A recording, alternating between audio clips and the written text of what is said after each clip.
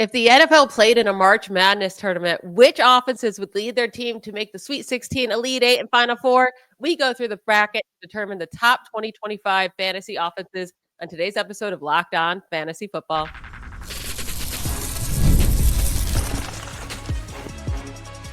You are Locked On Fantasy, your daily NFL fantasy podcast. Part of the Locked On Podcast Network, your team every day. Welcome into the Locked On Fantasy Football Podcast. I'm one of your co-hosts, Michelle Magdziuk, and when I'm not doing this, I'm a researcher and fantasy analyst with NFL Network. And I'm your other co-host, Vinnie Iyer. When I'm not doing this, I'm writing about NFL fantasy betting and a little bit of March Madness for sportingnews.com. Today's episode is brought to you by FanDuel. Right now, you can get $200 in bonus bets with any winning $5 bet. That's $200 if your bet wins. Visit FanDuel.com or just FanDuel.com to get started, or you can download the FanDuel app. We're going to play a little fun game today. We did this last year. We did this kind of exercise where we're just looking at all the offenses across the NFL and saying who would make the Sweet 16, who would make the Elite 8, who would make the Final Four, and who would win the whole championship in terms of full fantasy offenses of our predictions for next year. So we're going to first list the top 16 finalists, right? The teams that made it. And at first, there's 12 pretty easy ones that deserve to be in it. So for this first part, we're just going to kind of debate which last four teams should make it. So the 12 teams that we're saying are definitely in the top 16 are the Ravens, Bills, Lions, Bengals, Eagles, Rams, Buccaneers, Vikings, Commanders, Falcons, Bears, and Chargers. Not in any particular order, just throwing them out there. Now we have to finish the last four that can make the Sweet 16 and compete in this tournament. And there's a lot of options out there. You got the Chiefs, the Dolphins, maybe the 49ers. Should the Chiefs be in the Sweet 16? Let's start there. Yeah, it's tough because their running situation is a little bit up in the air. I know Kareem Hunt's back, so that's a concern. Travis Kelce did fade. We're going to still figure out their receivers now with Marquise Hollywood Brown and Juju Smith-Schuster in the mix with Xavier Worthy and Rashee Rice. So I think they have the makings of being an offense, but we know Patrick Mahomes is not of the upper tier that we're looking for yet in fantasy. It might all come together. They might have a nice draft to go that direction, but right now, I'm going to keep the Chiefs barely out because there's a lot of great offenses that we can include instead of them. Yeah, it's hard to even put the Chiefs over a team like the Dolphins where you have Devin Achane and Tyreek Hill should still be a top, if he comes back to life at all, a top 12 wide receiver. Jalen Waddle, I think the Dolphins have more of a case than the Chiefs, who are really just hanging on with a really bad backfield that you don't know who to take and a bunch of weapons that aren't consistent. So the Dolphins or the Packers, which one do you feel better about putting into the top 16? Yeah, that's a close call. I think I'd say I feel a little bit better about the Packers because the quarterback is a little bit more draftable. He has more upside than Tua Tagovailoa does, and that could be the difference maker. And you have Josh Jacobs as well. So I think they'll figure out that other receiver spot. I think they have some upside among their receivers, and there's certainly some things that can be corrected to feel better. So I think they'll go after wide receiver in the draft to kind of be their number one. We'll see how it plays out. The rest of these will probably help Jaden Reed and Romeo Doubs a little bit. I'm not sure about Christian Watson. He's always hurt, but there's just so much potential with the Packers and Jacobs and Love. I think Love's in for a rebound season. Jacobs is one of the most reliable running backs in fantasy. Yeah, it just comes down to the lack of wide receiver options there. That kind of makes them hard to put in. But I do think the Packers deserve to be in the top 16. So we'll put them there with Josh Jacobs and Jordan Love and, the weapons they do have. What about the Seahawks or the Dolphins? Yeah, the Seahawks are an interesting case because they might have been there in their previous state, but now they're a different state. You have Sam Darnold and Cooper Kupp instead of DK Metcalf and Tyler Lockett. You have Cooper Kupp, Jackson Smith-Njigba, Sam Darnold, Kenneth Walker, Zach Charbonnet.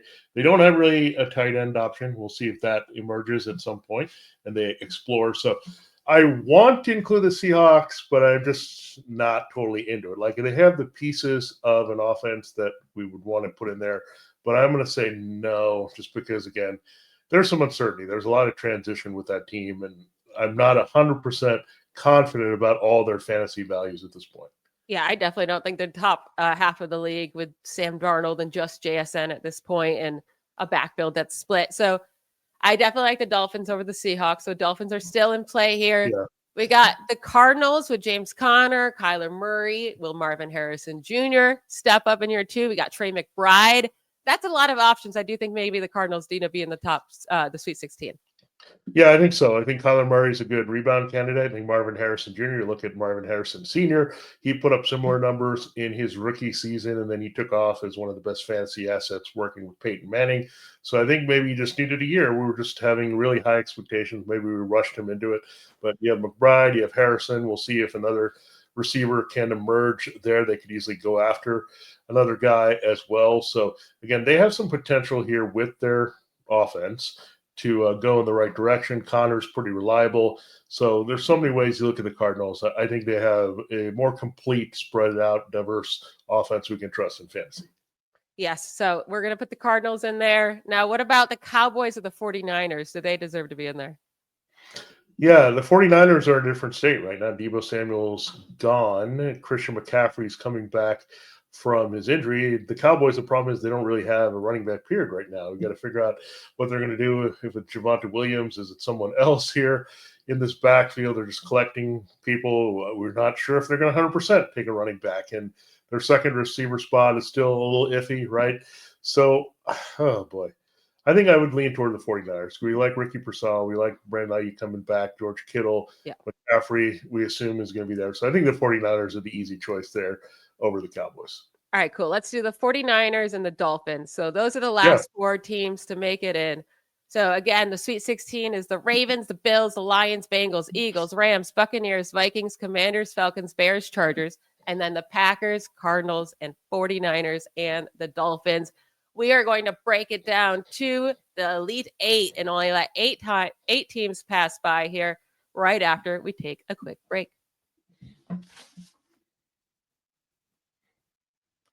This episode is brought to you by the Game Time app. Buying tickets to your favorite events shouldn't be stressful. Game Time is the fast and easy way to buy tickets for all the sports, music, comedy, and theater near you. With killer deals on last-minute tickets and their best price guarantee, you can stop stressing over the tickets and start getting hyped for the fun you'll have. It's the fastest growing ticketing app in the country for a reason. You get a panorama view of your seat before you buy, so you know exactly what to expect when you arrive. You get to buy tickets in a matter of seconds, 2 taps and you're set. And they have the best ticket coverage in the business in case anything goes wrong. They have event cancellation protection, 24-hour return guarantees, and even job loss assurance. Take the guessing work out of buying tickets with Game Time. Download the Game Time app, create an account, and use code LOCKEDONNFL for $20 off your first purchase. Terms do apply. Again, just redeem the code LOCKEDONNFL, LOCKEDON, NFL for $20 off. Download Game Time today. What time is it? Game time.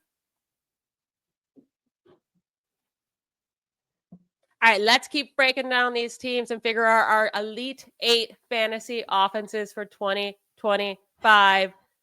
We have to eliminate some teams from this list. And since those 4 that we just talked about barely made the Sweet 16, the Packers, Cardinals, 49ers, and Dolphins, they're not going to make our Elite 8, right? So let's get into the rest of those teams that we mentioned at the top. And right off the bat, when I'm looking at this list, the Chargers are an option to eliminate from the top 8 teams.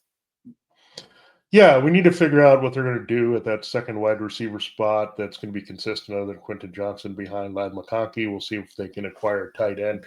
Najee Harris is a potential rebound candidate, but we need to see it here. They did upgrade their offensive line pretty well. They added Mekhi Becton there. So this Chargers offensive line is looking really good to help the running game. And Harris and Justin Herbert can have a rebound season, but all that is not a certainty right now. So I think we take out the Chargers until we feel a little bit more confident, and maybe it'll happen with the draft.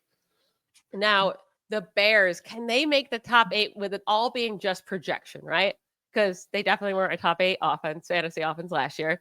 But with Ben Johnson, with us expecting Caleb Williams to take a step forward, with us expecting Rome Odunze to take a step forward, with DJ Moore, Cole Kmet, DeAndre Swift, whoever's in that backfield at the start of this year, it's all projection. So I don't know if we can get them into the top 8. Well, I'm going to lobby for them in the top 8 because Ben Johnson is just that good. I'm just going to say the vibes are really good. They've changed the interior offensive line. They could do some more work even in the draft. Maybe look at one of the tackle replacements. I think they'll be okay with Darnell Wright, but do they look at the left side? But getting just those three guys in the middle, Joe Zuni, Drew Dahlman, and Jonah Jackson, that is a major improvement on what they had last year, and that is going to be the key to everything. Better protection, better run blocking, and you look, they're not void of anyone, even without bringing back Keenan Allen or signing Amari Cooper or someone else to replace him. They got two receivers, a very capable tight end, a very talented running back, and a great quarterback in the making. If he can be protected, and I think he will be a lot more than Caleb Williams. So on this team, I think the projections are a little safer than the Chargers because, again, the Chargers can be a little conservative sometimes with their offense. But I think the Bears, with Ben Johnson, he's going to be aggressive. And so I'm going to put them in there because I think they're a nice sleeper. Yeah. All right. Well, the Bears are in then. I like that. All right. Getting bold here. So the Bears are one of the 8. I think let's knock out some easy one. The Bengals and the Eagles and the Lions, right? They're making it. They're all making it. We'll talk deeper about them when we, as we keep going. But Bengals, Eagles, Lions, just completely stacked with fantasy options. So they have to be in our list here. So we have 4 teams. We need 4 more. And the ones remaining are the Ravens, Bills, Buccaneers, Vikings, Commanders, or Falcons. Who would you want to put in next? Yeah, I think we got to put in the Commanders. I mean, they're loaded at this point. I mean, Zach Ertz came on as a reliable guy at the end, and we could have different tight end there. But at some point, Ertz is going to be consistent here in this offense. You got Deebo Samuel, you got Terry McLaurin. I think the running backs, you have multiple options even, where I think if Austin Eckler comes back healthy, then you have 2 different backs you can look at in fantasy and flex spots, and him and Brian Robinson Jr., and then you look at, of course, Jane Daniels wrapping it all together. They kept Cliff Kingsbury. So Commanders got to be in.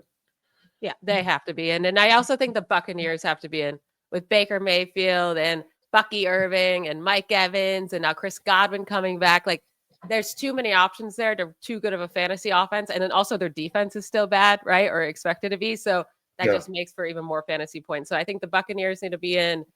And then we still haven't put in the Ravens. I mean, are they really outside the top 8? I don't think so. I mean, you still have enough reliable weapons there. I think the only question mark is wide receiver. They added DeAndre Hopkins. I don't know how much that's going to change anything between Zay Flowers and Rashad Bateman. There's kind of guys that you plop in there. And Zay Flowers is still a wide receiver 3, even with his lower production. We just don't love him with his upside as much as people think, but he's there. Mark Andrews is there. Even Isaiah Likely can give you production if you're in a pinch at tight end. Lamar, Derrick Henry, they're all intact. This offense is not changing either. So I think the Ravens are right there because they have so many good options. And I think their defense will also improve. So the Ravens defense might be an asset too in fantasy again in 2025. And then we have 1 team left. Yeah. So we have 7 teams. We need 1 more team to make the Elite 8 out of the Bills, the Vikings, or the Falcons. Do you have a preference? Yeah, I would say it's the Vikings, even with J.J. McCarthy. I mean, you have 2 very good receivers. You have Aaron Jones returning. Now he has a good handcuff in Jordan Mason as they traded for him.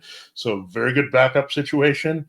I think the only question mark is J.J. McCarthy, but should that be a question mark after we saw Kirk Cousins to Sam Darnold transition so well to keep up fantasy value? The system is just really good for quarterbacks. And now it looks like McCarthy won't be thinking about Aaron Rodgers or anyone else. He'll have the job from the get-go. So I'm excited about J.J. McCarthy as a hot sleeper here. But you just look at the 3. You look at Addison, Jefferson, Hawkinson, Jones, Mason, and a very good offensive line that just improved. So I think the Vikings have to be on this list. I agree. All right. So we have our Elite 8. It goes Bears, Bengals, Eagles, Lions, Commanders, Buccaneers, Ravens, Vikings. We are going to chop this up even more, but we're going to have probably different Final Fours. We get to each pick our own Final Four that makes it, and then we'll pick our champion right after we take a quick break. The NCAA tournament is here, and so is the Bracket Breakdown. Locked On Podcast Network and Amazon Fire TV channels are teaming up to deliver NCAA tournament coverage like never before. Watch studio shows featuring former players and Locked On's local experts as they guide you through every upset, buzzer beater, and bracket matchup. Stream it all for free on Amazon Fire TV channel. Search Bracket Breakdown to see it all for free. It's your team every day.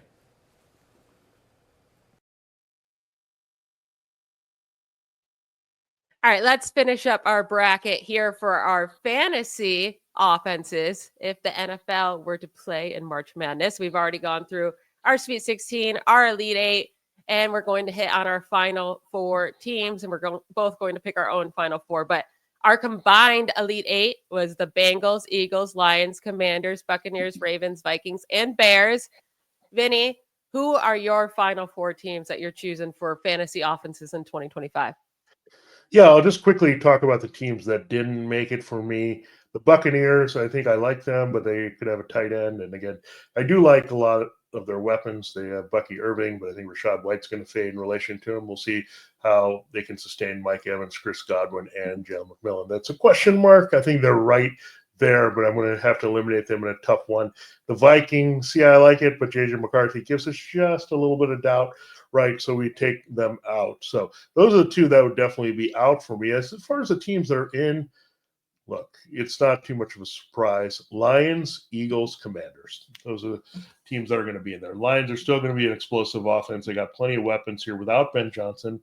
And you look at just everything they have is just really good. And Jameson Williams' emergence is key there, along with Amon-Ra St. Brown and Sam Laporta. So now you have 3 passing game weapons you can rely upon. The Eagles, we know they've got their big 4 of Jalen Hurts, Saquon Barkley, A.J. Brown, and Devonta Smith. What else do you need to say here? These are all very top-level performers. You have Hurts and Barkley could easily be the top scorers at their position overall. Brown as well. So you love that. Dallas Goedert, we'll see what they do there, but he's still a viable tight end. And then you get to the Commanders. We talked about them, and they're just loaded weapons. So no-brainer for me. The surprise team in my bracket, I thought about the Bengals. I did think about the Bengals a lot, and they do have a lot of established weapons. Even Chase Brown is good. Maybe Mike Gesicki can do something. But to me, the team that has the most potential and the most diverse here is the Bears. And I think they're going to have a big rebound season here. Caleb Williams is that good. Cole Kmet's going to get back involved to give them key receiver. Again, they don't need another wideout. If they don't bring back Keenan Allen, we're fine. Because then it's going to be a lot of DJ Moore, Roma Dunze, because Dunze being the field stretcher like Williams, DJ Moore getting schemed open as the go-to guy like St. Brown, Kmet, Laporta, a lot of similarities there. DeAndre Swift could be their Jahmyr Gibbs, a little bit older, a former Lion himself. They just need to maybe find that power back. But the offensive line, all the potential, Ben Johnson, the brain trust, everything the vibe says the Bears. So they're kind of the team that emerges, right? Makes a deep run, comes out of a power conference that we didn't see coming, but they're putting it all together and making that run. So I had one semi-Cinderella there, and that is a team, the Bears, crashing the big dance here for the NFL's best 4 fantasy offenses. Yeah, and I do have 3 of the same 4, the Lions, Eagles, Commanders. And the Lions still have to be in here even though they lost Ben Johnson, right? Like you have a top 5 wide receiver, Amon-Ra St. Brown. You have Jahmyr Gibbs, who could be the running back 1 overall, right? He's in the running for that. You have Sam Laporta, who I think is going to make a huge comeback next year. And then Jameson Williams, and then Jared Goff, who gives you good fantasy games. Like, they're just too loaded. You mentioned the Eagles. They're just stacked with Saquon, A.J. Brown, Devonta Smith, Jalen Hurts. Like, those are top 2 seeds. Commanders definitely deserve to be in here. Now, I was deciding between the Commanders or the Buccaneers, but Jaden Daniels over Baker Mayfield is what won that. And then I don't know how you leave the Bengals out of the Final Four. They're in the running to win this whole tournament for me, with how good Jamar Chase is, with how good T. Higgins is, with how good Joe Burrow is, and even Chase Brown, if that's a running back this year. He offered great fantasy numbers for many weeks. So they are absolutely loaded on offense. And then also, you know how bad their defense is. So their fantasy offense should even be better because they're going to have to put up points. So I definitely have the Bengals in my Final Four. I couldn't keep them out. Yeah, the Bears are kind of my team that has like those 5 on the floor, so to speak. Like they spread it around. The Bengals are going to be more of a concentrated team with their superstars, and they have their big 3 we know on their offense, and everyone else is good. But I think the Bears are going to give you a little bit more value, spread the wealth a little bit, get everyone involved. So it's like quantity, quality, all that your way, the talent level, the potential. The Bears are just a nice little sleeper. I think they'll upset the Bengals in this bracket and get in there, but the others are so favorites. And look, it's no surprise. Lions, Commanders, Eagles, these are some of the best teams in the NFC. Look, the NFC just loaded. When you look at the Bears and the Packers and 49ers, all that, the AFC is loaded. So really the best teams. They say defense wins championships, but we say fantasy football offenses win championships. Yes. They do. And those are the teams we're going to be targeting here. So March Madness, it's all sanity when it comes to football. offenses win, and offenses win for fantasy too. So who is going to be your winner of the whole tournament? Look, until they are proven otherwise, they're the champs. It's the Eagles. They have to give us something, right? I think they'll just look at Hurts and Barkley alone, right? They could easily finish as the top 2 scorers. Brown is an elite top 10 fantasy wide receiver or better. Devonta Smith is very good and can take over games. The Eagles defense still pretty good with Vic Fangio making plays. I think Dallas Goedert, we'll see if they replace him and they get somebody else in the draft to kind of take over. That would add that next layer back in their offense. So Eagles won it all. Eagles win it all here in this bracket. Cut down the nets. I know it is hard not to pick the Eagles, but I like I said, I couldn't keep them out of the Final Four, and I can't keep them from winning. It's the Bengals. I'm just too high on this offense this year.